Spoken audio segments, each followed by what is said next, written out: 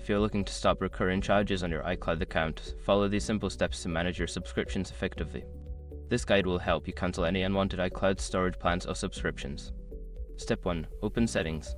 Navigate to the Settings app on your iPhone or iPad. This is typically represented by a gear icon on your home screen. Step 2. Tap on your name. At the top of the Settings menu, tap on your name or Apple ID. This will take you to your account settings where you can manage subscriptions. Step 3. Select Subscriptions. Scroll down and find the Subscriptions option. Tap on it to view all your active subscriptions, including iCloud storage plans. Step 4. Choose iCloud Storage.